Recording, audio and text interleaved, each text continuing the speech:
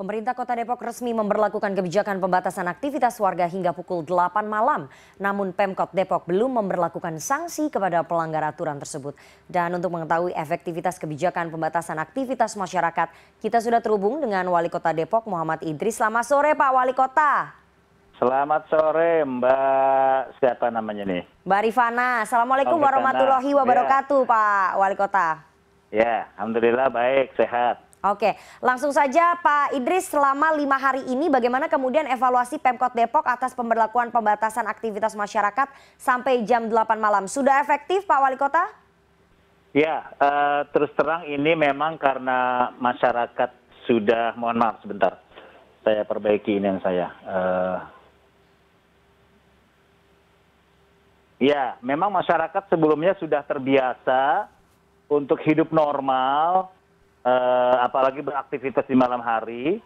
Ketika ada kasus-kasus yang relatif peningkatannya cukup tajam, sehingga saya terpaksa untuk mengeluarkan aturan ketentuan pembatasan kerja-kerja mereka dan usaha-usaha mereka dan pembatasan aktivitas warga.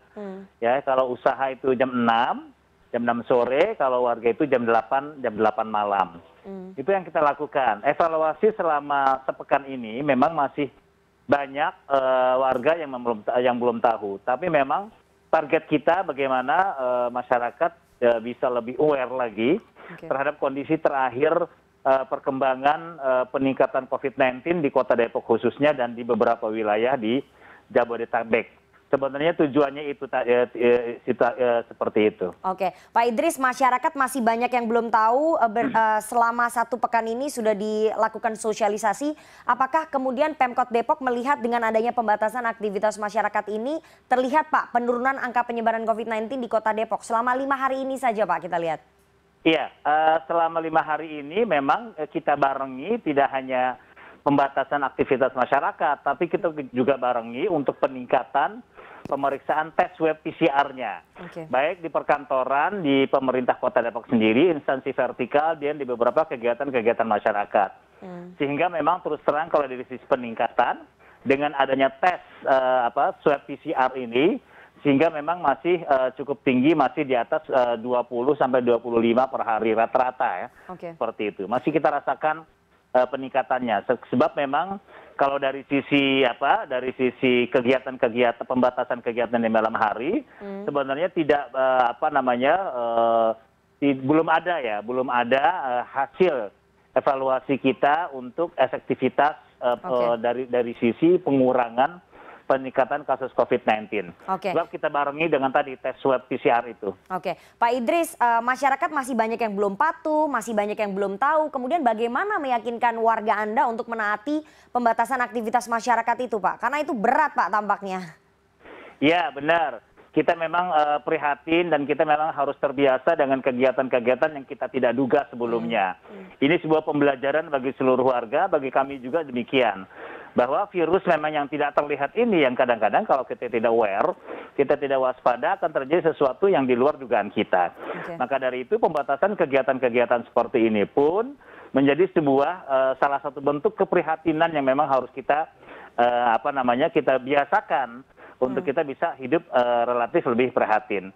Misalnya kami juga empati, kami juga merasakan betapa sulitnya dampak ekonomi, khususnya misalnya bagi para pedagang yang memang biasa berdagang ini dari jam 5 misalnya atau jam 6 sampai malam hari. Ini ketika kita batasi sehingga penghasilan mereka berkurang. Makanya kami juga antisipasi dengan ada penambahan JPS kalau memang ini terdampak. Tapi harapan kita ini hanya berlaku sampai 14 hari atau 2 pekan. Karena memang peningkatan yang luar biasa 2 pekan yang lalu atau sebulan ini. Makanya kita lakukan pembatasan aktivitas warga hanya sampai tanggal 13. Dan nanti akan kita evaluasi. Mudah-mudahan peningkatan ini akan menurun dan Depok kembali ke zona yang lebih ringan lagi, yang lebih resiko lebih rendah lagi. Akan kita lakukan nanti perubahan-perubahan evaluasi terhadap ketentuan-ketentuan yang seperti ini. Oke, pembatasan aktivitas hanya akan dilakukan sampai 2 pekan, kemudian akan dievaluasi. Kenapa kemudian tidak ada sanksi Pak yang diberikan kepada pengelola tempat-tempat umum ataupun pengelola restoran yang melanggar kebijakan pembatasan aktivitas masyarakat ini Pak Idris? Ya memang tujuan utama kita terkait dengan masalah ketentuan yang terbaru ini bukan untuk menjatuhkan sanksi kepada mereka. Tapi bagaimana mereka melakukan pembiasaan untuk kita sama-sama waspada, sama-sama menyelesaikan COVID-19 ini secara kebersamaan. Itu tujuan utama kita. Bukan masalah denda. Termasuk penggunaan masker juga begitu. Kami masih memberikan masker kepada mereka. Tidak ansih masalah permasalahan denda dan sanksi. Sebab itu memang bukan tujuan kami, tapi tujuan kami bagaimana masyarakat mau berinteraksi dengan kondisi-kondisi yang memang sulit dan prihatin ini. Oke. Pak Idris, tadi Anda mengatakan kalau untuk para pedagang kecil sudah disiapkan JPS atau jaring pengaman sosial untuk menambah pendapatannya, tapi ada juga kebingungan Pak dari para pekerja yang kemudian tempat tinggalnya ini di Depok dan mereka harus pulang larut malam. Bagaimana kemudian bisa membedakan apakah ada ID khusus yang disiapkan oleh Pemkot Depok, Pak? Ya. Pertama yang harus dievaluasi, yang harus direvisi persepsi tentang masalah jam malam. Kami tidak sama sekali menerapkan jam malam. Yang kami lakukan adalah pembatasan kegiatan warga, khususnya kegiatan warga yang mengundang kerumunan dan orang banyak. Kalau orang pulang kerja dari Jakarta di malam hari, ini bukan penerapan jam malam, artinya mereka boleh saja. Dan ini tidak melanggar sebuah ketentuan. Karena yang kita lakukan adalah pembatasan kegiatan masyarakat sampai jam 8, khususnya yang mengundang kerumunan. Misalnya pengajian-pengajian, ataupun perayaan-perayaan, ataupun hajat-hajat yang lain yang memang sampai molor jam 12 malam kadang-kadang sampai jam 10. Itu yang kita batasi.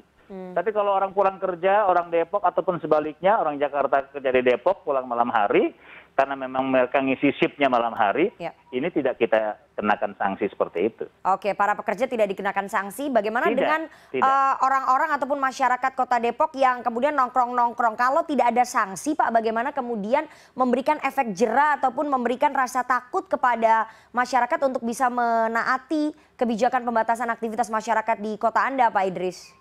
Ya, dari sisi efektivitas tergantung dengan masalah tujuan kita membuat ketentuan. Seperti yang saya katakan tadi, bahwa ini kita bicara masalah ketentuan yang terakhir ya, bukan ketentuan PSBB proporsional yang sebelumnya. Kalau itu masih berjalan, penjatuhan sanksi juga masih berjalan. Kalau ada pengusaha yang melanggar akan kita kenakan, bahkan sanksinya itu sampai pencabutan izin loh, sanksinya itu. Tapi kalau yang ketentuan terakhir ini memang kita buat karena memang peningkatan yang luar biasa, sehingga teguran-teguran dan juga selalu kita war, bahkan kita jadikan semacam sanksi moral dan sebagainya.